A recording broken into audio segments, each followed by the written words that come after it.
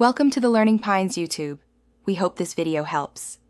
You start by diagnosing the room, listen, and note which sources dominate at different times of day. Use a sound meter app to log peaks and frequency ranges. That tells you where to focus treatment. Once done, prioritize fixes. Seal windows and doors first because they leak most energy, then address reflective hard surfaces, then structure-borne paths. Make sure to create a simple checklist with costs and materials so you can attack the easiest, highest impact problems immediately. You now execute the core interventions. First, seal air leaks, install weather strips and acoustic caulk around frames to block flanking paths.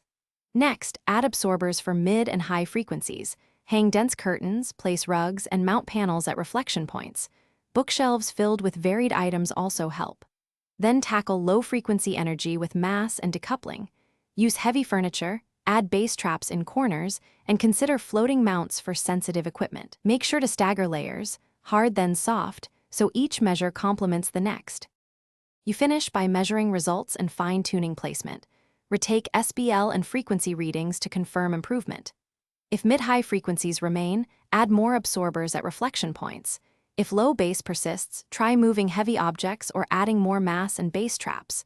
Structure-borne vibration often needs isolation. Once done, introduce active measures sparingly. RoomEC, targeted ANC devices, or calibrated white noise for masking. If things go wrong, check for overlooked flanking paths, doors, vents, or thin drywall.